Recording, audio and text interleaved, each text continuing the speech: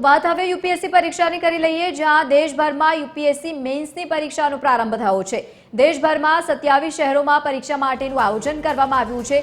ગુજરાતમાં ફક્ત અમદાવાદમાં જ સેન્ટર આપવામાં આવ્યું છે। ગુજરાતના 13,000થી વધુ ઉમેદવારો પરીક્ષા આપી રહ્યા છે। આજથી 3 દિવસ યોજાશે યુપીએસસીની મેન્સ પરીક્ષા।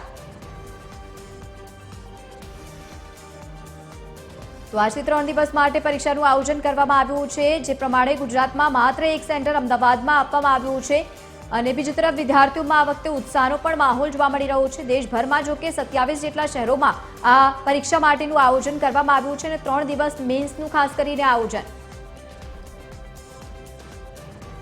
વધુ માહિતી સાથે સંવાદદાતા આયુષી યાજ્ઞિક આપણી સાથે લાઈવ જોડાયા છે। આયુષી, યુપીએસસી મેન્સનું આયોજન અમદાવાદમાં કેવો માહોલ પરીક્ષા સેન્ટર પર?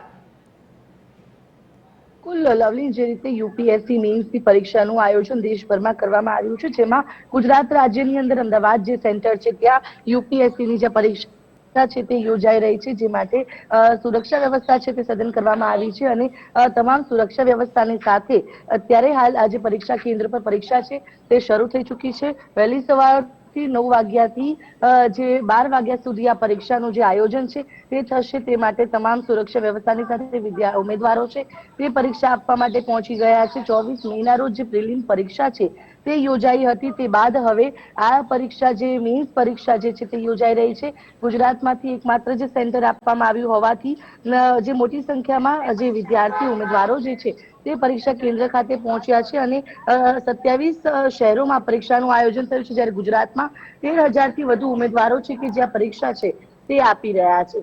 મહત્વનું છે કે 3 દિવસ સુધી આ પરીક્ષા છે તે યોજાવાની છે અને દેશભરમાંથી આ મેન્સની પરીક્ષાને લઈને ઉમેદવારોની સંખ્યા પણ ખૂબ વધુ જોવા મળી રહી છે। ત્યારે આ અમદાવાદ ખાતેનું જે સેન્ટર છે ત્યાં હાલ પરીક્ષાની જે શરૂઆત છે તે થઈ ચૂકી છે અને અલગ અલગ વિષયોના પેપરો છે તે યોજાશે, જે માટે 3 દિવસ માટે અહીંયા જે પરીક્ષા છે તે અલગ અલગ વિષયો પર યોજાશે, જે માટે ઉમેદવારો છે તે આજથી પરીક્ષા આપવા માટે આવી પહોંચ્યા છે। બિલકુલ આયુષી, આભાર સમગ્ર માહિતી સાથે જોડાવા બદલ। અપડેટ લેતા રહીશું। તો ગુજરાતના 13,000થી વધુ ઉમેદવારો મેન્સની પરીક્ષા આપી રહ્યા છે।